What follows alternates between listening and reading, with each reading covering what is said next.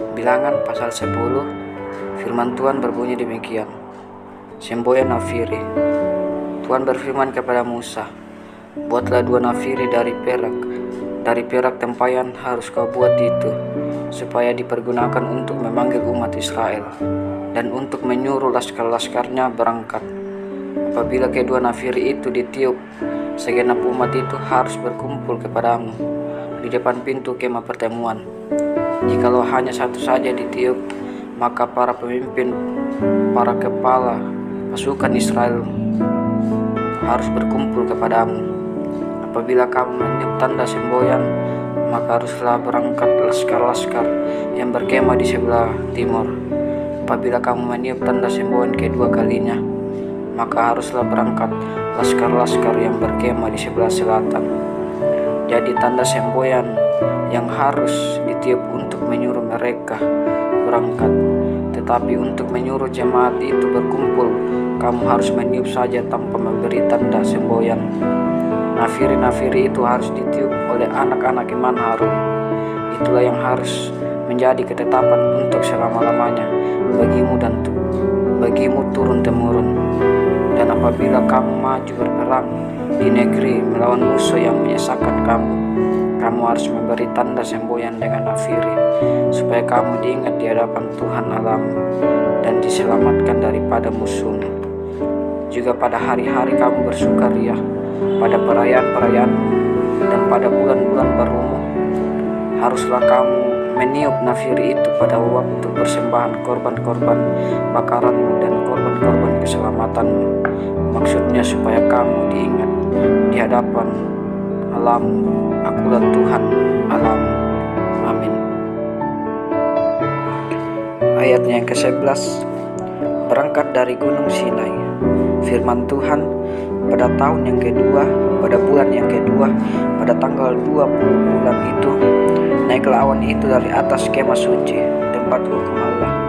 Lalu berangkatlah orang Israel dari padang gurun Sinai menurut aturan keberangkatan mereka. Kemudian diamlah awan itu di padang gurun Paran. Itulah pertama kali mereka berangkat menurut titah Tuhan dengan perantaraan Musa. Terdahulu berangkatlah laskar yang dibawa panji-panji Bani Yehuda menurut pasukan mereka. Yang mengepalai laskar itu ialah Nahason bin Aminadab. Yang mengepalai laskar suku Bani Isyakar ialah Nathanael bin Syuar. Yang mengepalai laskar suku Bani Zebulon ialah Eliab bin Helon. Sesudah itu kemah dibongkar, dan berangkatlah Bani Gerson dan Bani Merari yang mengangkat kemah suci itu. Kemudian berangkatlah laskar yang dibawa panji-panji Ruben menurut pasukan mereka. Yang mengepalai laskar itu ialah Elisur bin Sedeur. Yang mengepalai laskar suku Bani Simeon ialah Salumiel bin Surisyadai. Yang mengepalai laskar suku Bani Gad ialah Elsyafat bin Reuel. Sesudah itu berangkatlah orang Kehat yang mengangkat barang-barang tempat kudus kemah suci, sudah dipasang sebelum mereka datang. Kemudian berangkatlah laskar yang dibawa panji-panji Bani Efraim menurut pasukan mereka. Yang mengepalai laskar itu ialah Elisama bin Amihud. Yang mengepalai laskar suku Bani Manasye ialah Gamaliel bin Pedasur. Yang mengepalai laskar suku Bani Benyamin ialah Abidan bin Gideoni. Sebagai barisan penutup semua laskar itu, berangkatlah laskar yang dibawa panji-panji Bani dan menurut pasukan mereka. Yang mengepalai laskar itu ialah Ayeser bin Amishyadai. Yang mengepalai laskar suku Bani Asyer ialah Pagiel bin Okran. Yang mengepalai laskar suku Bani Naftali ialah Ahira bin Enan. Itulah aturan keberangkatan orang Israel menurut pasukan mereka ketika mereka berangkat. Lalu berkatalah Musa kepada Hobab anak Reuel yang orang Midian, mertua Musa, kami berangkat ke tempat yang dimaksud Tuhan ketika ia berfirman, aku akan memberikannya kepadamu, sebab itu ikutlah bersama-sama dengan kami, maka kami akan berbuat baik kepadamu, sebab Tuhan telah telah menjanjikan yang baik tentang Israel. Tetapi jawabnya kepada Musa, Aku tidak ikut, melainkan aku hendak pergi ke negeriku dan kepada sanak saudaraku. Kata Musa, janganlah kiranya tinggalkan kami, sebab engkaulah yang tahu bagaimana kami berkemah di padang gurun, maka engkau dapat menjadi petunjuk jalan bagi kami. Jika engkau ikut bersama-sama dengan kami, maka kebaikan yang dilakukan Tuhan kepada kami akan kami lakukan juga kepadamu. Lalu berangkatlah mereka dari gunung Tuhan dan berjalan 3 hari perjalanan jauhnya. Sedang tabut perjanjian Tuhan berangkat di depan mereka dan berjalan 3 hari perjalanan jauhnya untuk mencari tempat perhentian bagi mereka. Dan awan Tuhan ada di atas mereka pada siang hari apabila mereka berangkat dari tempat perkemahan. Apabila tabut itu berangkat, berkatalah Musa, bangkitlah Tuhan, supaya musuhmu berserang dan orang-orang yang membenci engkau melarikan diri dari hadapanmu. Dan apabila tabut itu berhenti, berkatalah ia, kembalilah Tuhan kepada umat Israel yang beribu-ribu bangsa ini. Amin. Firman Tuhan. Pembacaan selanjutnya dari Bilangan pasal 11. Firman Tuhan berbunyi demikian. Api Tuhan. Pada suatu kali bangsa itu bersungguh-sungguh di hadapan Tuhan tentang nasib mereka. Dan ketika Tuhan mendengarnya, bangkitlah murkanya, kemudian menyalalah api Tuhan di antara mereka dan merajalela di tepi tempat perkemahan. Lalu berteriaklah bangsa itu kepada Musa, dan Musa berdoa kepada Tuhan, maka padamlah api itu. Sebab itu orang menamai tempat itu Tabera, karena telah menyala api Tuhan di antara mereka. Ayat yang keempat. Tuhan berjanji membenci daging. Firman Tuhan, orang-orang bajingan yang ada di antara mereka kemasukan nafsu rakus, dan orang Israel pun menangislah pula serta berkata, siapakah yang akan memberi kita makan daging? Kita teringat pada ikan yang kita makan di Mesir dengan tidak bayar apa-apa, kepada mentimun dan semangka, bawang merah dan bawang putih. Tetapi sekarang kita kurus kering, tidak ada suatu apapun kecuali manna. Ini saja yang kita lihat.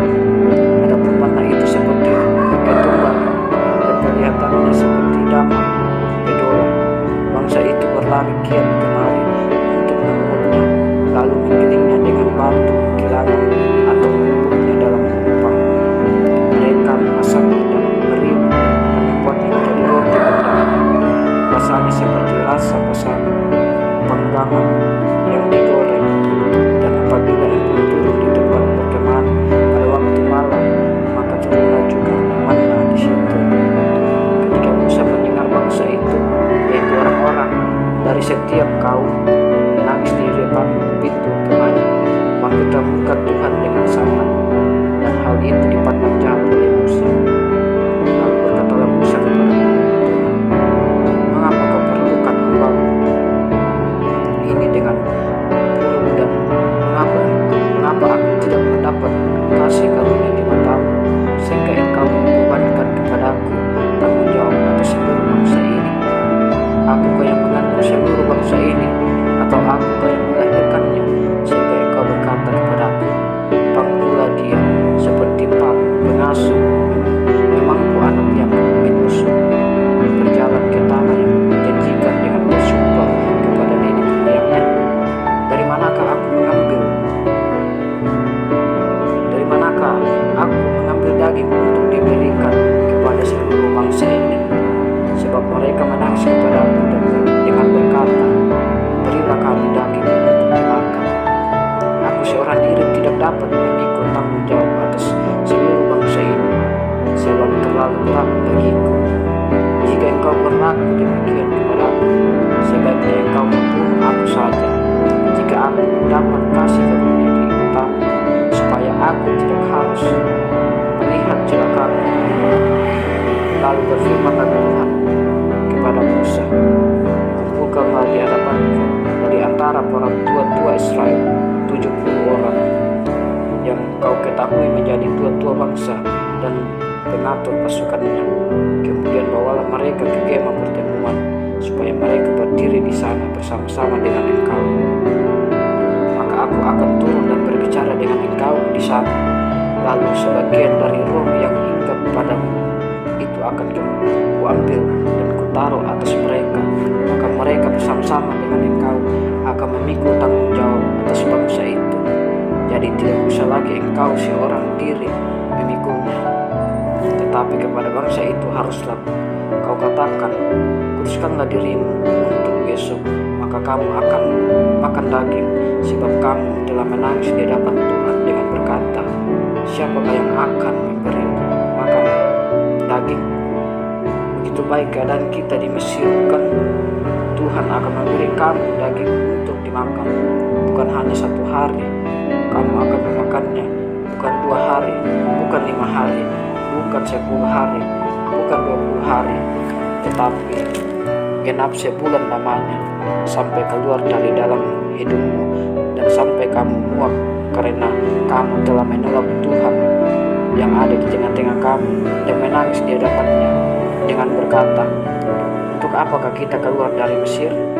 Tetapi kata Musa, bangsa yang ada bersama aku ini berjumlah 600.000 orang berjalan kaki.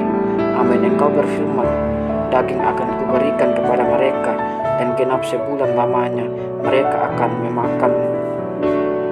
Dapatkah sekian banyak kambing domba dan lembu sapi disembelih bagi mereka sehingga mereka mendapat cukup?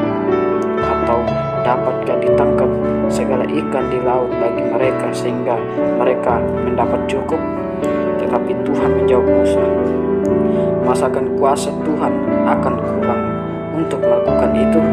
Sekarang engkau akan melihat apakah firmanku terjadi kepadamu atau tidak. Amin. Ayat yang ke-24, ke-70 orang tua-tua. Firman Tuhan, setelah Musa datang keluar, disampaikanlah firman Tuhan itu kepada bangsa itu. Ia mengumpulkan 70 orang dari para tua-tua bangsa itu dan menyuruh mereka berdiri di sekeliling kemah. Lalu turunlah Tuhan dalam awan dan berbicara kepada Musa. Kemudian diambillah sebagian dari roh yang hinggap padanya dan ditaruhnya atas ke-70 tua-tua itu. Ketika roh itu hinggap pada mereka, kepenuhanlah mereka seperti nabi, tetapi sesudah itu tidak lagi. Masih ada 2 orang tinggal di tempat perkemahan, yang seorang bernama Eldad, yang lain bernama Medad. Ketika roh itu hinggap pada mereka, mereka itu termasuk orang-orang yang dicatat, tetapi tidak turut pergi ke kemah. Maka kepenuhanlah mereka seperti nabi di tempat perkemahan. Lalu berlarilah seorang muda memberitahukan kepada Musa, Eldad dan Medad kepenuhan seperti nabi di tempat perkemahan. Maka menjawablah Yosua bin Nun yang sejak mudanya menjadi abdi Musa, Tuanku Musa, cegahlah mereka. Tetapi Musa berkata kepadanya, apakah engkau begitu giat mendukung diriku? Kalau begitu umat Tuhan menjadi nabi, oleh karena Tuhan memberi rohnya hinggap kepada mereka. Kemudian kembalilah Musa itu ke tempat perkemahan, dia dan para tua-tua Israel. Amin. Ayatnya yang ke-31, burung puyuh. Firman Tuhan, lalu bertiuplah angin yang dari Tuhan asalnya, dibawanyalah burung-burung puyuh dari sebelah laut, dan dihamburkannya ke atas tempat perkemahan, dan di sekelilingnya kira-kira sehari perjalanan jauhnya ke segala penjuru, dan kira-kira 2 hasta tingginya dari atas muka bumi. Lalu sepanjang hari dan sepanjang malam itu dan sepanjang hari esoknya, bangkitlah bangsa itu mengumpulkan burung-burung puyuh itu. Setiap orang sedikit-dikitnya mengumpulkan 10 homer. Kemudian mereka menyebarkannya lebar-lebar sekeliling tempat perkemahan. Selagi daging itu ada di mulut mereka sebelum dikunyah, maka bangkitlah murka Tuhan terhadap bangsa itu, Dan Tuhan memukul bangsa itu dengan suatu tula yang sangat besar. Sebab itu dinamailah tempat di Kibrot Ta'awa, karena di sanalah dikuburkan orang-orang yang bernafsu rakus. Dari Kibrot Ta'awa berangkatlah bangsa itu ke Haserot, dan mereka tinggal di situ. Amin, firman Tuhan.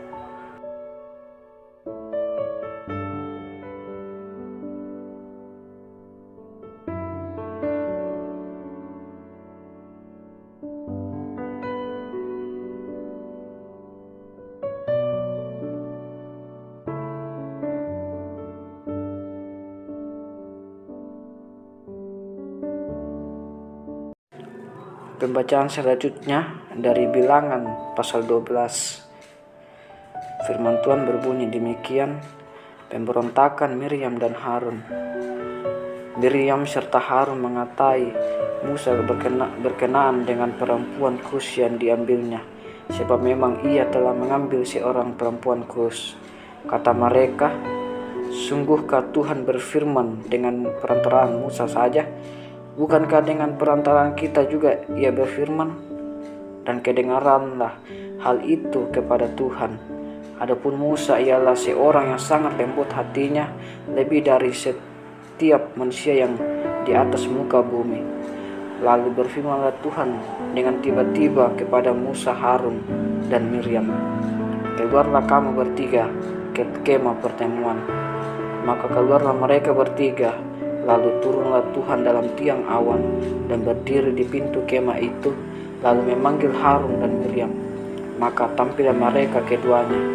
Lalu berfirmanlah ia, dengarkanlah firmanku ini. Jika di antara kamu ada seorang nabi, maka aku Tuhan menyatakan diriku kepadanya dalam penglihatan, aku berbicara dengan dia dalam mimpi. Bukan demikian, hambaku Musa, seorang yang setia dalam segenap rumahku. Berhadapan-hadapan aku berbicara dengan dia terus terang, bukan dengan teka-teki, dan ia memandang rupa Tuhan. Mengapakah kamu tidak takut mengatai hambaku Musa? Sebab itu bangkitlah murka Tuhan terhadap mereka. Lalu pergilah ia, dan ketika awan telah naik dari atas kemah, maka tampaklah Miriam kena kusta, putih seperti salju. Ketika Harun berpaling kepada Miriam, maka dilihatnya lah bahwa dia kena kusta. Lalu kata Harun kepada Musa, ah Tuanku, janganlah kiranya timpakan kepada kami dosa ini yang kami perbuat dalam kebodohan kami. Janganlah kiranya dibiarkan dia sebagai anak gugur yang pada waktu keluar dari kandungan ibunya sudah setengah busuk dagingnya. Lalu berserulah Musa kepada Tuhan, ya Allah, sembuhkanlah kiranya dia. Kemudian berfirmanlah Tuhan kepada Musa, sekiranya ayahnya mengodai mukanya, tidakkah ia mendapat malu selama 7 hari? Biarlah dia selama 7 hari kucilkan keluar tempat perkemahan, kemudian bolehlah ia diterima kembali. Jadi dikucilkanlah Miriam keluar tempat perkemahan 7 hari lamanya, dan bangsa itu tidak berangkat sebelum Miriam diterima kembali. Kemudian berangkatlah mereka dari Haserot dan berkemah di padang gurun Paran. Amin. Pembacaan berikutnya dari Bilangan pasal 13. Firman Tuhan berbunyi demikian. Ke-12 pengintai. Tuhan berfirman kepada Musa, suruhlah beberapa orang mengintai tanah Kanaan yang akan kuberikan kepada orang Israel. Dari setiap suku nenek moyang mereka haruslah kau suruh seorang, semuanya pemimpin-pemimpin dari antara mereka. Lalu Musa menyuruh mereka dari padang gurun Paran sesuai dengan titah Tuhan. Semua orang itu adalah kepala-kepala di antara orang Israel. Dan inilah nama-nama mereka. Dari suku Ruben, Syamua bin Syakur. Dari suku Simeon, Syafat bin Hori. Dari suku Yehuda, Kaleb bin Yefune. Dari suku Isyakar, Yigal bin Yusuf. Dari suku Efraim, Hosea bin Nun. Dari suku Benyamin, Palti bin Rafu.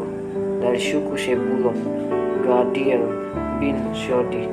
Dari suku Yusuf, yakni dari suku Manasya, Gabin bin Susi. Dari suku Dan, Amiel dan Gemali. Dari suku Asher, Shetur bin Mikael.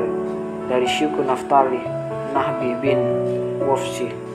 Dari suku Gad, Guel bin Maki. Itulah nama orang-orang yang disuruh Musa untuk mengintai negeri itu. Dan Musa menamai Hosea bin Nun, itu Yosua. Maka Musa menyuruh mereka untuk mengintai tanah Kanaan.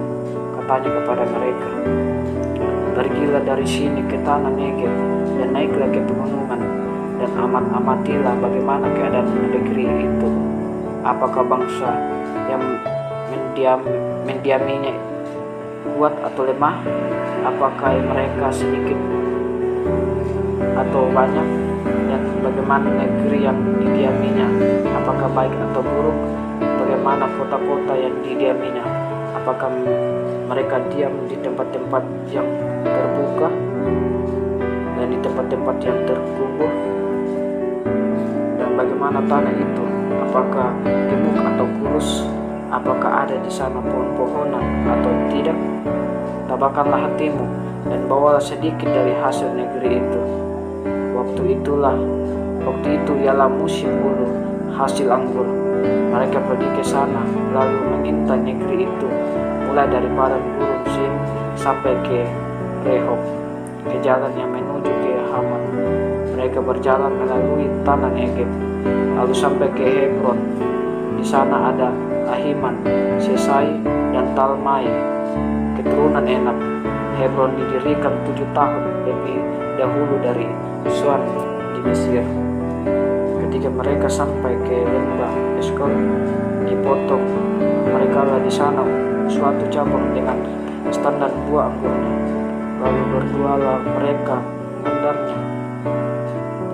Juga mereka membawa beberapa buah delima dan buah ara. Tempat itu dinamai orang lembah Eskol karena tandan buah anggur yang dipotong orang Israel di sana.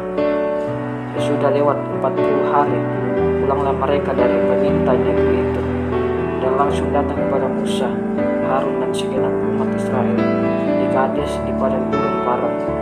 Mereka membawa pulang kabar kepada keduanya dan kepada segenap umat itu dan memperlihatkan kepada sekaliannya hasil negeri itu. Mereka menceritakan kepadanya, kami sudah masuk ke negeri kemana kau suruh kami, dan memang negeri itu berlimpah-limpah susu dan madunya. Dan inilah hasilnya, hanya bangsa yang diam di negeri itu kuat-kuat, dan kota-kotanya berkubu dan sangat besar. Juga keturunan Enak telah kami lihat di sana. Orang Amalek diam di tanah Negeb, orang Het, orang Yebus, dan orang Amori diam di pegunungan. Orang Kanaan diam sepanjang laut dan sepanjang tepi sungai Yordan. Kemudian Kaleb mencoba menteramkan hati bangsa itu di hadapan Musa. Katanya, tidak, kita akan maju dan menduduki negeri itu, sebab kita pasti akan mengalahkannya. Tetapi orang-orang yang pergi ke sana bersama-sama dengan dia berkata, kita tidak dapat maju menyerang bangsa itu, karena mereka lebih kuat daripada kita. Juga mereka menyampaikan kepada orang Israel kabar busuk tentang negeri yang diintai mereka, dengan berkata, negeri yang telah kami lalui untuk diintai adalah suatu negeri yang memakan penduduknya, dan semua orang yang kami lihat di sana adalah orang-orang yang tinggi-tinggi perawakannya. Juga kami lihat di sana orang-orang raksasa, orang Enak yang berasal dari orang-orang raksasa, dan kami lihat diri kami seperti belalang, dan demikian juga mereka berharap terhadap kami. Amin.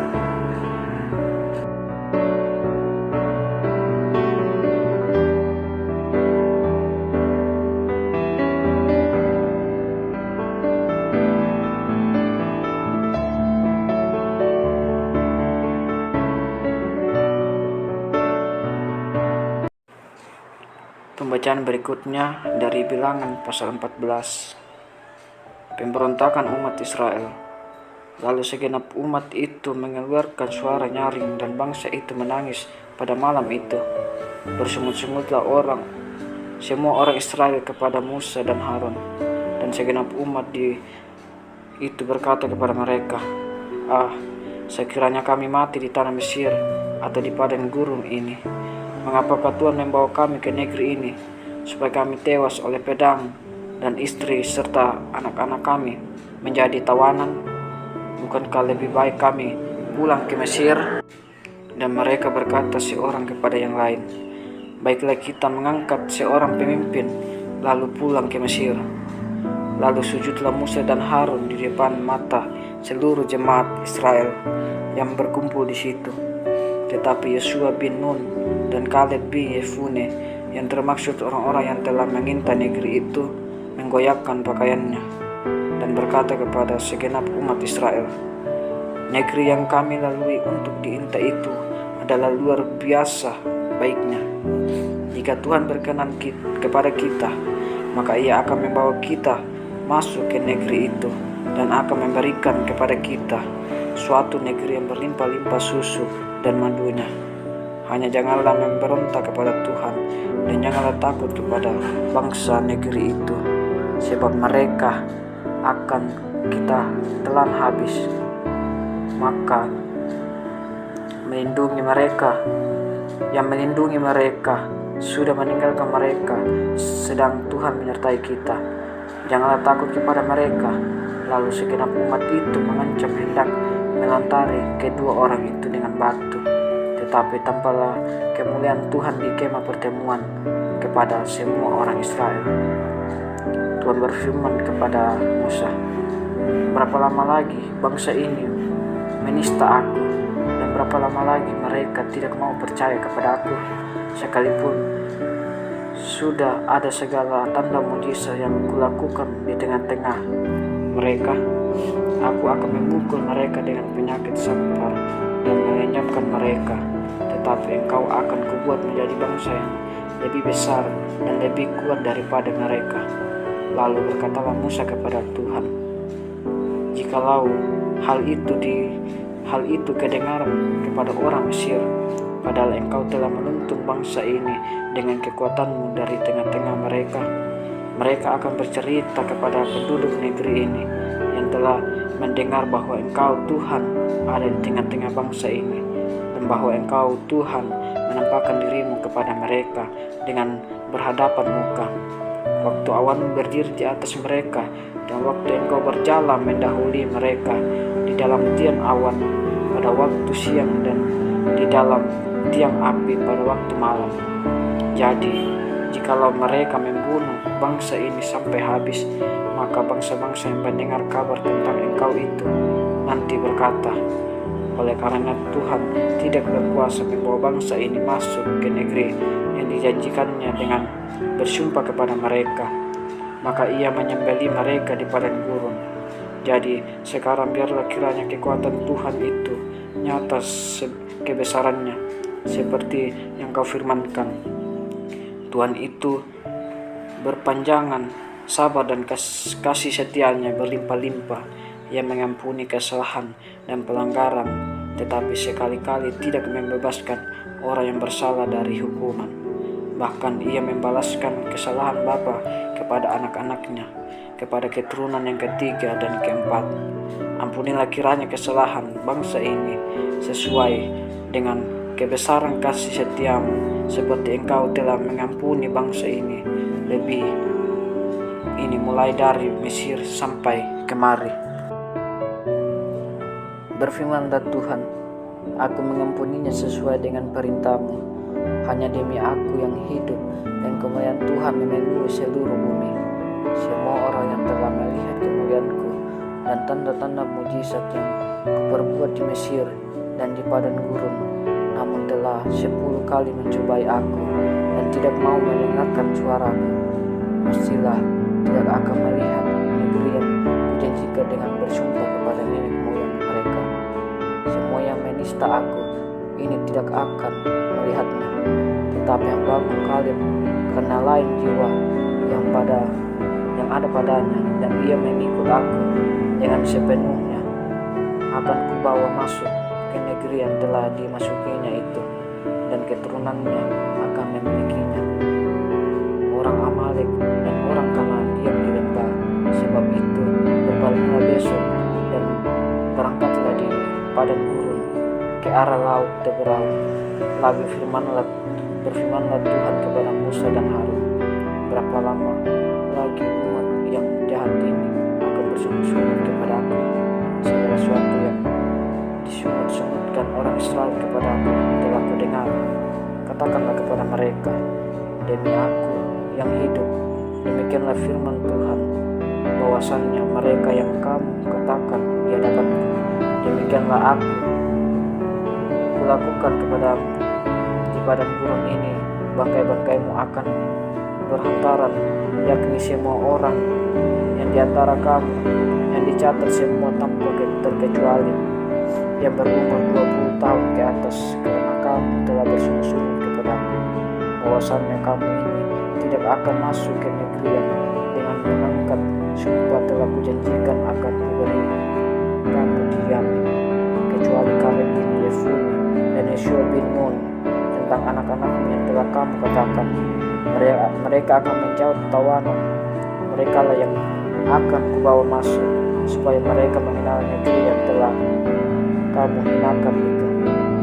Tetapi mengenai kamu, bangkai-bangkaimu akan berhantaran di padang gurun itu, dan anak-anakmu akan mengembara sebagai pengembala di padang gurun 40 tahun lamanya, dan akan menanggung akibat ketidaksetiaan sampai bangkai-bangkaimu habis di padang gurun, sesuai dengan jumlah hari yang kamu mengintai negeri itu, yakni 40 hari. Satu hari dihitung 1 tahun, jadi 40 tahun lamanya kamu harus menanggung akibat kesalahan, supaya kamu tahu rasanya jika aku berbalik daripada aku, Tuhan yang berkata demikian. Sesungguhnya aku akan melakukan sesuatu itu kepada segenap umat yang jahat ini yang telah bersepakat melawan aku. Di padang gurun ini mereka akan habis, dan disinilah mereka akan mati. Adapun orang-orang yang telah disuruh Musa untuk mengintai negeri itu, yang sudah pulang dan menyebabkan segenap umat itu bersungguh-sungguh kepada Musa dengan menyampaikan kabar busuk tentang negeri itu, orang-orang itu mati kena pula dan di hadapan Tuhan. Tetapi yang tinggal hidup dari orang-orang yang telah pergi mengintai negeri itu hanyalah Yeshua bin Nun dan Kaleb bin Yefune. Amin. Ayat yang ke-39, serangan ke bagian selatan gagal. Firman Tuhan, setelah Musa menyampaikan perkataan ini kepada semua orang, maka bergabunglah bangsa itu dengan sangat, dan keesokan harinya bangunlah mereka pagi-pagi hendak naik ke puncak gunung sambil berkata, mereka tidak hendak maju ke negeri yang difirmankan Tuhan itu. Memang kita telah berbuat dosa. Tetapi kata Musa, mengapakah kamu hendak melanggar titah Tuhan? Hal itu tidak akan berhasil. Janganlah maju, sebab Tuhan tidak ada di tengah-tengahmu, supaya jangan kamu dikalahkan oleh musuh. Sebab Allah Amalek dan orang Kanaan ada di sana di depanmu, dan kamu akan tewas oleh pedang. Dari sebab kamu berbalik membelakangi Tuhan, maka Tuhan tidak akan menyertai kamu. Meskipun demikian mereka nekat naik ke puncak gunung itu, tetapi kabut perjanjian Tuhan dan Musa juga tidaklah meninggalkan tempat perkemahan. Lalu turunlah orang Amalek dan orang Kanaan yang mendiami pegunungan itu dan menyerang mereka. Kemudian orang-orang itu mencerai-beraikan mereka sampai ke Hormah. Amin. Firman Tuhan. Pembacaan selanjutnya dari Bilangan pasal 15. Firman Tuhan berbunyi demikian. Korban api-apian. Tuhan berfirman kepada Musa, berbicaralah kepada orang Israel dan katakanlah kepada mereka, apabila kamu masuk ke negeri yang akan kuberikan kepadamu menjadi tempat kediamanmu, dan kamu hendak mempersembahkan korban api-apian bagi Tuhan dari lembu sapi atau kambing domba, baik korban bakaran atau korban sembelihan, baik untuk membayar suatu nasar khusus atau sebagai persembahan sukarela atau pada waktu perayaan-perayaanmu, dan dengan demikian menyediakan bau yang menyenangkan bagi Tuhan. Maka orang yang mempersembahkan persembahannya itu kepada Tuhan haruslah mempersembahkan sebagai korban sajian 1/10 efa tepung yang terbaik diolah dengan 1/4 hin minyak, dan beserta korban bakaran atau korban sembelihan itu engkau harus juga mempersembahkan 1/4 hin anggur sebagai korban curahan untuk setiap ekor domba yang dipersembahkan. Tetapi jikalau persembahanmu itu seekor domba jantan, engkau harus mempersembahkan sebagai korban sajian 2/10 efa tepung yang terbaik diolah dengan 1/3 hin minyak, dan sebagai korban curahan haruslah kau persembahkan 1/3 hin anggur, menjadi bau yang menyenangkan bagi Tuhan. Dan apabila engkau mengelola seekor lembu sebagai korban bakaran atau sebagai korban sembelihan, baik untuk membayar suatu nasar khusus maupun sebagai korban keselamatan bagi Tuhan, maka beserta lembu itu haruslah dipersembahkan sebagai korban sajian 3/10 efa tepung yang terbaik diolah dengan 1/2 hin minyak, dan sebagai korban curahan haruslah kau persembahkan 1/2 hin anggur. Itulah korban api-apian yang baunya menyenangkan bagi Tuhan. Demikianlah harus diperbuat untuk setiap ekor lembu dan untuk setiap ekor domba atau kambing. Berapapun jumlah hewan yang kamu olah, untuk setiap hewan itu harus kamu perbuat demikian juga.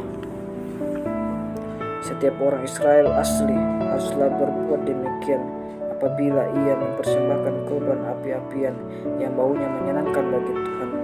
Dan apabila seorang asing telah menetap padamu, atau seorang lain yang tinggal di antara kamu atau di antara keturunanmu kelak hendak mempersembahkan korban api-apian yang baunya menyenangkan bagi Tuhan, maka seperti yang kamu perbuat demikian haruslah diperbuatnya. Mengenai jemaah itu, haruslah ada satu ketetapan bagi kamu dan bagi orang asing yang tinggal padamu. Itulah suatu ketetapan untuk selama-lamanya bagi kamu turun-temurun. Kamu dan orang asing haruslah sama di hadapan Tuhan. Satu hukum dan satu peraturan berlaku bagi kamu dan bagi orang asing yang tinggal padamu. Lagi berfirmanlah Tuhan kepada Musa, berbicaralah kepada orang Israel dan katakanlah kepada mereka, apabila kamu masuk ke negeri kemana kamu akan kubawa, maka apabila kamu makan roti hasil negeri itu, haruslah kamu mempersembahkan persembahan khusus bagi Tuhan. Tepung jelaimu dan mula-mula haruslah kamu mempersembahkan sebagai persembahan khusus berupa roti bundar, sama seperti persembahan khusus dari hasil tempat pengirikanmu. Demikianlah harus kamu mempersembahkannya dari tepung jelai, dan mula-mula haruslah kamu menyerahkan persembahan khusus kepada Tuhan turun-temurun. Ayat 22, dosa yang tidak disengaja. Firman Tuhan, apabila kamu dengan tidak sengaja melalaikan salah satu dari segala perintah ini yang telah difirmankan Tuhan kepada Musa, yakni dari segala yang diperintahkan Tuhan kepadamu dengan perantaraan Musa, mulai dari hari Tuhan memberikan perintah-perintahnya dan seterusnya turun-temurun. Dan apabila hal itu diperbuat di luar pengetahuan umat ini tidak dengan sengaja, maka haruslah segenap umat mengolah seekor lembu jantan muda sebagai korban bakaran menjadi bau yang menyenangkan bagi Tuhan, serta dengan korban sajian dan korban curahannya sesuai dengan peraturan juga seekor kambing jantan sebagai korban penghapus dosa. Maka haruslah iman mengadakan pendamaian bagi segenap umat Israel sehingga mereka beroleh pengampunan, sebab hal itu terjadi tidak dengan sengaja, dan karena mereka telah membawa persembahan-persembahan mereka sebagai korban api-apian bagi Tuhan, juga korban penghapus dosa di hadapan Tuhan. Karena hal yang tidak disengaja itu, segenap umat Israel akan beroleh pengampunan, juga orang asing yang tinggal di tengah-tengah, karena hal itu dilakukan oleh seluruh bangsa itu dengan tidak sengaja. Apabila satu orang saja berbuat dosa dengan tidak sengaja, maka haruslah ia mempersembahkan kambing betina berumur setahun sebagai korban penghapus dosa, dan imam haruslah mengadakan pendamaian di hadapan Tuhan bagi orang yang dengan tidak sengaja berbuat dosa itu, sehingga orang itu beroleh pengampunan karena telah diadakan pendamaian baginya, baik bagi orang Israel asli maupun bagi orang asing yang tinggal di tengah-tengah kami. Satu hukum saja berlaku bagi mereka berkenaan dengan orang yang berbuat dosa dengan tidak sengaja. Tetapi orang yang berbuat sesuatu dengan sengaja, baik orang Israel asli, baik orang asing, orang itu menjadi penista Tuhan. Ia harus dilenyapkan dari tengah-tengah bangsa, sebab ia telah memandang hina terhadap firman Tuhan dan merombak perintahnya. Pastilah orang itu dilenyapkan, kesalahannya akan tertimpa atasnya.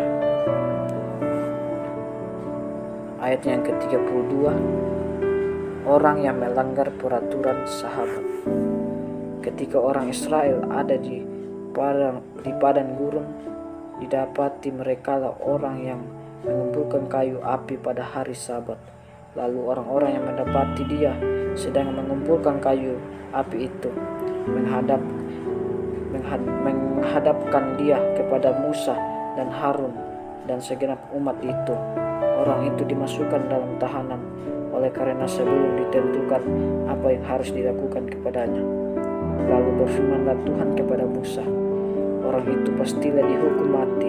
Segenap umat Israel harus melantari dia dengan batu di luar tempat perkemahan. Lalu segenap umat menggiring dia ke luar tempat perkemahan, kemudian dilentari dengan batu sehingga ia mati, seperti yang difirmankan Tuhan kepada Musa. Ayat yang ke-37, jumpai peringatan. Firman Tuhan berfirman kepada Musa, berbicaralah kepada orang Israel dan katakanlah kepada mereka bahwa mereka harus berbuat jumbai-jumbai pada punca baju mereka turun-temurun, dan dalam jumbai-jumbai punca itu haruslah dibenang kebiru-biruan. Maka jumbai itu akan mengingatkan kamu apabila kamu melihatnya kepada segala perintah Tuhan, sehingga kamu melakukan dan tidak lagi menuruti hatimu dan matamu sendiri seperti biasa kamu berbuat dalam ketidaksetiaanmu terhadap Tuhan. Maksudnya supaya kamu mengingat dan melakukan segala perintahku dan menjadi kudus bagi Allah. Akulah Tuhan Allahmu telah membawa kamu keluar dari tanah Mesir, supaya aku menjadi Allah bagimu. Akulah Tuhan Allahmu. Amin. Firman Tuhan.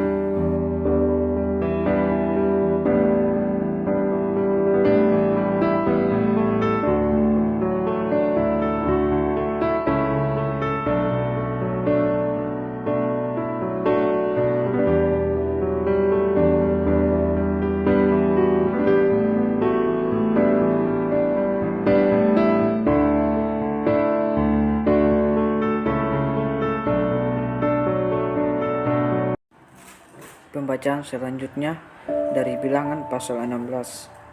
Firman Tuhan berbunyi demikian. Pemberontakan Korah, Datan dan Abiram. Korah bin Yisyar bin Kehat bin Lewi beserta Datan dan Abiram, anak-anak Eliab dan On bin Pelet, ketiganya orang Ruben, mengajak orang-orang untuk memberontak melawan Musa beserta 250 orang Israel. Pemimpin-pemimpin umat itu yaitu orang-orang yang dipilih oleh rapat, semuanya orang-orang yang kenamaan. Maka mereka berkumpul mengerumuni Musa dan Harun serta berkata kepada keduanya, "Sekarang cukuplah itu, segenap umat itu adalah orang-orang kudus dan Tuhan ada di tengah-tengah mereka. Mengapakah kamu meninggi-ninggikan diri di atas jemaat Tuhan?" Ketika Musa mendengar hal itu, sujudlah ia, dan ia berkata kepada Koran dan segenap kumpulannya, "Besok pagi Tuhan akan memberitahukan siapa kepunyaannya dan siapa yang kudus, dan ia akan memperbolehkan orang itu mendekat kepadanya. Orang yang akan dipilihnya akan diperbolehkan mendekat kepadanya. Perbuatlah begini, ambillah perbaraan, hai Korah, dan kamu segenap kumpulannya. Bumbulah api ke dalamnya dan taruhlah ukupan di atasnya di hadapan Tuhan pada esok hari. Dan orang yang akan dipilih Tuhan, dialah yang kudus. Cukuplah itu, hai orang-orang Lewi." Lalu berkatalah Musa kepada Korah, "Cobalah dengar, hai orang-orang Lewi, belum cukupkah bagimu bahwa kamu dipisahkan oleh Allah Israel dari umat Israel dan diperbolehkan mendekat kepadanya supaya kamu melakukan pekerjaan pada kemah suci Tuhan yang bertugas bagi umat itu untuk melayani mereka, dan bahwa engkau diperbolehkan mendekat bersama-sama dengan semua saudaramu Bani Lewi, dan sekarang mau pula kamu menuntut pangkat imam lagi. Sebab itu engkau ini dengan segenap kumpulanmu kamu bersepakat melawan Tuhan, karena siapakah Harun sehingga kamu bersungut-sungut kepadanya?" Adapun Musa telah menyuruh orang untuk memanggil Datan dan Abiram, anak-anak Eliab, tetapi jawab mereka, "Kami tidak mau datang. Belum cukupkah bahwa engkau memimpin kami keluar dari suatu negeri yang berlimpah-limpah susu dan madunya, untuk membiarkan kami mati di padang gurun, sehingga masih juga engkau menjadikan dirimu Tuhan atas kami? Sungguh engkau tidak menjauh kami ke negeri yang berlimpah-limpah susu dan madunya, ataupun memberikan kepada kami ladang-ladang dan kebun-kebun anggur sebagai milik pusaka. Masakan engkau tidak dapat mengelabui mata orang-orang ini? Kami tidak mau datang." Lalu sangat marahlah Musa, dan ia berkata kepada Tuhan, "Janganlah perhatikan segala persembahan mereka. Belum pernah kuambil satu ekor keledai pun dari mereka, dan belum pernah kulakukan yang jahat kepada seseorang pun dari mereka." Lalu berkatalah Musa kepada Korah, "Engkau ini dengan segenap kumpulanmu harus menghadap Tuhan, engkau dan mereka dan Harun, pada esok hari. Bagilah kamu masing-masing membawa perbaraannya, membumbu ukupan di atasnya. Lalu kamu mempersembahkan masing-masing perbaraannya ke hadapan Tuhan, 250 perbaraan. Juga engkau ini dan Harun masing-masing harus membawa perbaraannya. Maka mereka masing-masing membawa perbaraannya, membumbu api ke dalamnya, menaruh ukupan di atasnya. Lalu berdirilah mereka di depan pintu kemah pertemuan, juga Musa dan Harun. Ketika Korah mengumpulkan segenap umat itu melawan mereka berdua di depan pintu kemah pertemuan, tampaklah kemuliaan Tuhan kepada segenap umat itu. Lalu berfirmanlah Tuhan kepada Musa dan Harun, "Pisahkanlah dirimu dari tengah-tengah umat ini, supaya hancurkan mereka dalam sekejap mata." Tetapi sujudlah mereka berdua dan berkata, "Ya Allah, Allah dari roh segala makhluk, satu orang saja berdosa. Masakan engkau murka terhadap segenap perkumpulan ini?" Maka berfirmanlah Tuhan kepada Musa, "Katakanlah umat itu, pergilah dari sekeliling tempat kediaman Korah dan Datan dan Abiram, Lalu pergilah Musa kepada Datan dan Abiram, dan para tua-tua Israel mengikuti dia. Berkatalah ia kepada umat itu, baiklah kamu menjauh dari kemah orang-orang fasik itu, dan janganlah kamu kena kepada suatu apapun dari kepunyaan mereka, supaya kamu jangan mati lenyap oleh karena segala dosa mereka. Maka pergilah mereka dari sekeliling tempat kediaman Korah dan Datan dan Abiram. Keluarlah Datan dan Abiram, lalu berdiri di depan pintu kemah, mereka bersama-sama dengan istrinya, para anaknya, dan anak-anak yang kecil. Sesudah itu berkatalah Musa, dari hal inilah kamu akan tahu bahwa aku diutus Tuhan untuk melakukan segala perbuatan ini. Dan hal itu bukanlah dari hatiku sendiri. Jika orang ini nanti mati seperti matinya seperti manusia, dan mereka mengalami yang dialami setiap manusia, maka aku tidak diutus Tuhan.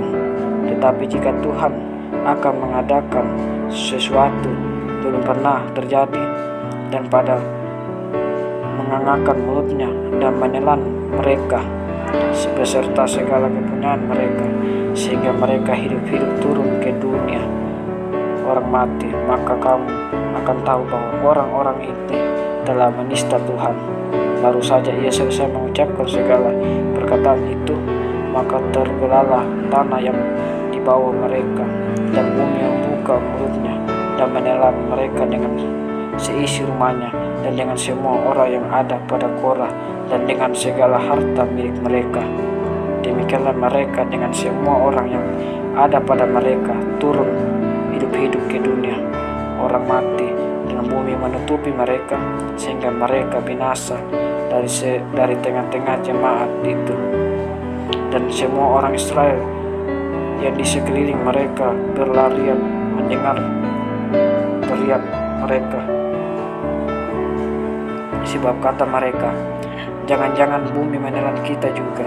Lari keluarlah api berasal daripada Tuhan, lalu memakan habis kedua 150 orang yang mempersembahkan hukuman itu. Tuhan berfirman kepada Musa, katakanlah kepada Eleazar anak Imam Harun, supaya ia mengangkat perbaraan dari antara kebakaran itu. Lalu hamburkanlah api itu jauh-jauh, karena semua itu kudus, yakni perbaraan orang-orang berdosa yang telah membayarkan nyawanya. Kemudian semuanya itu harus ditempa tipis-tipis menjadi salib mezbah, sebab telah dibawa ke hadapan Tuhan oleh orang-orang itu. Jadi semuanya itu kudus. Dengan demikian hal itu menjadi tanda bagi orang Israel. Maka Imam Eleazar mengambil perbaraan tembaga yang telah dibawa oleh orang-orang yang terbakar itu, lalu ditempa menjadi salib mezbah. Itu menjadi suatu peringatan bagi orang Israel, supaya jangan tampil orang awam yang bukan dari keturunan Harun untuk membakar ukupan di hadapan Tuhan. Dan jangan ia menjadi seperti Korah dan kumpulannya, seperti yang difirmankan Tuhan kepadanya dengan perantaraan Musa. Tetapi pada keesokan harinya bersungut-sungutlah segenap umat Israel kepada Musa dan Harun. Kata mereka, kamu telah membunuh umat Tuhan. Ketika umat itu berkumpul melawan Musa dan Harun, dan mereka memanggilkan mukanya ke arah kemah pertemuan, maka kelihatanlah awan itu menyutupi, dan tampaklah kemuliaan Tuhan. Lalu pergilah Musa dan Harun ke depan kemah pertemuan. Maka berfirmanlah Tuhan kepada Musa, pergilah dari tengah-tengah umat ini, supaya kuhancurkan mereka dalam sekejap mata. Lalu sujudlah mereka. Berkatalah Musa kepada Harun, ambillah perbaraan, bumbulah api ke dalamnya dari atas mezbah, dan taruhlah ukupan, dan pergilah dengan segera kepada umat itu, dan adakanlah pendamaian bagi mereka, sebab murka Tuhan telah berkobar, dan tulah sedang mulai. Maka Harun mengambil perbaraan seperti yang dikatakan Musa, dan berlarilah ia ke tengah-tengah jemaah itu, dan tampaklah tulah telah mulai di antara bangsa itu. Lalu dibumbunya lah ukupan dan diadakannya lah pendamaian bagi bangsa itu ketika ia berdiri di antara orang-orang mati dan orang-orang hidup. Berhentilah tulah itu, dan mereka mati kena tulah itu. Ada 14.007 orang yang banyaknya, belum terhitung orang-orang yang mati karena perkara Korah. Ketika Harun kembali kepada Musa di depan pintu kemah pertemuan, tulah itu telah berhenti. Amin, firman Tuhan. Pembacaan selanjutnya dari Bilangan pasal 17. Firman Tuhan berbunyi demikian. Tongkat Harun berbunga. Tuhan berfirman kepada Musa, katakanlah kepada orang Israel, dan suruhlah mereka memberikan kepadamu satu tongkat untuk setiap suku. Semua pemimpin mereka harus memberikannya, suku demi suku, seluruhnya 12 tongkat. Lalu tuliskanlah nama setiap pemimpin pada tongkatnya. Pada tongkat Lewi harus kau tuliskan nama Harun. Bagi setiap kepala suku harus ada satu tongkat. Kemudian haruslah kau letakkan semua itu di dalam kemah pertemuan di hadapan tabut hukum, tempat aku biasa bertemu dengan kamu. Dan orang yang kupilih, tongkat orang itulah akan bertunas. Demikianlah aku hendak meredakan sungut-sungut dan diucapkan mereka kepada kamu, sehingga tidak usah kudengar lagi. Setelah Musa berbicara kepada orang Israel, maka semua pemimpin mereka memberikan kepadanya satu tongkat dari setiap pemimpin, menurut suku-suku mereka 12 tongkat, dan tongkat Harun ada di antara tongkat-tongkat itu. Musa meletakkan tongkat-tongkat itu di hadapan Tuhan dalam kemah hukum Allah. Ketika Musa keesokan harinya masuk ke dalam kemah hukum itu, maka tampaklah tongkat Harun dari keturunan Lewi telah bertunas, mengeluarkan kuntum, mengembangkan bunga, dan berbuahkan buah badam. Kemudian Musa membawa semua tongkat itu keluar dari hadapan Tuhan kepada seluruh orang Israel. Mereka melihatnya lalu mengambil tongkatnya masing-masing. Tuhan berfirman kepada Musa, kembalikanlah tongkat Harun ke hadapan tabut hukum untuk disimpan menjadi tanda bagi orang-orang durhaka, sehingga engkau mengakhiri sungut-sungut mereka dan tidak kudengar lagi, supaya mereka jangan mati. Dan Musa berbuat demikian seperti yang diperintahkan Tuhan kepadanya. Demikianlah diperbuatnya. Tetapi orang Israel berkata kepada Musa, sesungguhnya kami akan mati, kami akan binasa, kami semuanya akan binasa. Siapapun juga yang mendekat ke kemah suci Tuhan, niscayalah ia akan mati. Haruskah kami habis binasa? Amin, firman Tuhan. Pembacaan selanjutnya dari Bilangan pasal 18. Firman Tuhan berbunyi demikian. Kewajiban dan penghasilan imam dan orang Lewi. Tuhan berfirman kepada Harun, engkau ini dan anak-anakmu beserta seluruh sukumu haruslah menanggung akibat setiap kesalahan terhadap tempat kudus. Sedang hanya engkau beserta anak-anakmu lah yang harus menanggung akibat setiap kesalahan yang dilakukan dalam jabatanmu sebagai imam. Suruhlah juga saudara-saudaramu, suku Lewi, suku bapa leluhurmu, mendekat bersama-sama dengan engkau, supaya mereka mengabungkan diri kepadamu dan melayani engkau apabila engkau ini beserta anak-anakmu ada di depan kemah hukum. Mereka harus melakukan kewajiban mereka kepadamu, dan kewajiban mereka mengenai kemah seluruhnya, hanya kepada perkakas tempat kudus dan kepada mezbah janganlah mereka mendekat, nanti mereka mati, baik mereka maupun kamu. Mereka harus mengambungkan diri kepadamu dan melakukan kewajiban mereka mengenai kemah pertemuan sesuai dengan segala pekerjaan pada kemah itu. Tetapi orang awam jangan mendekat kepadamu, dan kamu ini haruslah melakukan kewajibanmu mengenai tempat kudus dan kewajibanmu mengenai mezbah, supaya orang Israel jangan lagi bertimpa oleh murka. Sesungguhnya Aku ini telah mengambil saudara-saudaramu orang Lewi dari tengah-tengah orang Israel sebagai pemberian kepadamu, sebagai orang-orang yang diserahkan kepada Tuhan untuk melakukan pekerjaan pada kemah pertemuan. Tetapi engkau ini beserta anak-anakmu harus memegang jabatanmu sebagai imam dalam segala hal yang berkenaan dengan mezbah dan dengan segala sesuatu yang ada di belakang tabir, dan kamu harus mengerjakannya sebagai suatu jabatan pemberian. Aku memberikan kepadamu jabatanmu sebagai imam itu, tetapi orang awam yang mendekat harus dihukum mati. Lagi berfirmanlah Tuhan kepada Harun, sesungguhnya aku ini telah menyerahkan kepadamu pemeliharaan persembahan-persembahan khusus yang kepadaku. Semua persembahan kudus orang Israel kuberikan kepadamu dan kepada anak-anakmu sebagai bagianmu. Itulah suatu ketetapan untuk selama-lamanya. Inilah bagianmu dari segala persembahan-persembahan yang maha kudus itu, yaitu dari bagian yang tidak harus dibakar segala persembahan mereka yang berupa korban sajian, korban penghapus dosa, dan korban penebus salah yang dibayar mereka kepadaku.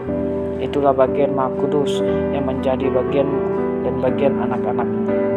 Sebagai bagian maha kudus haruslah kamu memakannya. Semua orang laki-laki boleh memakannya. Haruslah itu bagian kudus bagimu, dan ini pun adalah bagianmu. Persembahan khusus dari pemberian mereka yang lain, termasuk segala persembahan unjukan orang Israel, semuanya itu kuberikan kepadamu, kepada anak-anakmu laki-laki dan perempuan bersama-sama dengan engkau. Itulah suatu ketetapan untuk selama-lamanya. Setiap orang yang tahir dari seisi rumahmu boleh memakannya. Segala yang terbaik dari minyak dan segala yang terbaik dari anggur dan dari gandum, yakni yang sebagai hasil pertamanya, dipersembahkan mereka kepada Tuhan, aku berikan kepadamu. Hulu hasil dari segala yang tumbuh di tanahnya yang dipersembahkan mereka kepada Tuhan adalah juga bagianmu. Setiap orang yang tahir dari seisi rumah boleh makannya. Semua yang dikhususkan bagi Tuhan di antara orang Israel menjadi bagianmu, sebagai yang terdahulu lahir dari kandungan. Segala yang hidup yang dipersembahkan mereka kepada Tuhan, baik dari manusia maupun dari binatang, adalah bagianmu. Hanya haruslah kamu menebus anak sulung manusia, juga anak sulung binatang yang najis haruslah kamu tebus. Mengenai uang tembusannya dari sejak berumur 1 bulan haruslah kau tebus menurut nilainya, yakni 5 sikal perak ditimbang menurut sikal kudus. Sikal ini 20 gram beratnya. Tetapi anak sulung lembu, domba atau kambing janganlah kau tebus. Semuanya itu kudus darahnya. Haruslah kau sikar sebagai korban api-apian, menjadi bau yang menyenangkan bagi Tuhan. Tetapi dagingnya adalah bagianmu, sama seperti dada persembahan dan paha kanan. Segala persembahan khusus, yakni persembahan kudus yang dipersembahkan orang Israel kepada Tuhan, aku berikan kepadamu dan kepada anak-anakmu laki-laki dan perempuan bersama-sama dengan engkau. Itulah suatu ketetapan untuk selama-lamanya. Itulah suatu perjanjian garam untuk selama-lamanya di hadapan Tuhan bagimu serta bagi keturunanmu. Tuhan berfirman kepada Harun, di negeri mereka engkau tidak akan mendapat milik pusaka dan tidak akan beroleh bagian di tengah-tengah mereka. Akulah bagianmu dan milik pusakamu di tengah-tengah orang Israel. Mengenai Bani Lewi, sesungguhnya aku berikan kepada mereka segala persembahan bersepuluh di antara orang Israel sebagai milik pusakanya, untuk membalas pekerjaan yang dilakukan mereka, pekerjaan pada kemah pertemuan. Maka janganlah lagi orang Israel mendekat kepada kemah pertemuan, sehingga mereka mendatangkan dosa kepada dirinya, lalu mati. Tetapi orang Lewi, mereka lah yang harus melakukan pekerjaan pada kemah pertemuan, dan mereka harus menanggung akibat kesalahan mereka. Itulah suatu ketetapan untuk selama-lamanya bagimu, turun-temurun. Mereka tidak akan mendapat milik pusaka di tengah-tengah orang Israel, sebab persembahan bersepuluh dan dipersembahkan orang Israel kepada Tuhan sebagai persembahan khusus kuberikan kepada orang Lewi sebagai milik pusakanya. Itulah sebabnya aku telah berfirman tentang mereka. Mereka tidak akan mendapat milik pusaka di tengah-tengah orang Israel. Tuhan berfirman kepada Musa, lagi haruslah engkau berbicara kepada orang Lewi dan berkata kepada mereka, apabila kamu menerima dari pihak orang Israel persembahan persepuluhan yang kuberikan kepadamu dari pihak mereka sebagai milik pusakamu, maka haruslah kamu mempersembahkan sebagian daripadanya sebagai persembahan khusus kepada Tuhan, yakni persembahan persepuluhanmu dari persembahan persepuluhanmu itu, dan persembahan itu akan diperhitungkan sebagai persembahan khususmu, sama seperti gandum dari tempat pengirikan dan sama seperti hasil dari tempat pemerasan anggur. Secara demikian kamu pun harus mempersembahkan sebagai persembahan khusus kepada Tuhan sebagai dari segala persembahan persepuluhan yang kamu terima dari pihak orang Israel, dan yang dipersembahkan daripadanya sebagai persembahan khusus kepada Tuhan haruslah kamu serahkan kepada imam Harun. Dari segala yang diserahkan kepadamu, yakni dari segala yang terbaik di antaranya, haruslah kamu mempersembahkannya seluruh persembahan khusus kepada Tuhan sebagai bagian kudus daripadanya. Lagi haruslah engkau berkata kepada mereka, apabila kamu mengkhususkan yang terbaik daripadanya, maka bagi orang Lewi haruslah hal itu dihitungkan sebagai hasil tempat pengirikan dan hasil tempat pemerasan anggur.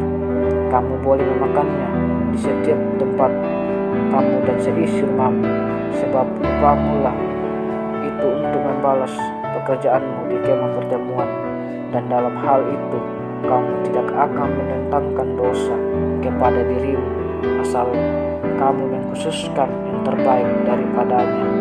Demikianlah kamu tidak akan melanggar kekudusan persembahan-persembahan kudus orang Israel, dan kamu tidak akan mati. Amin firman Tuhan.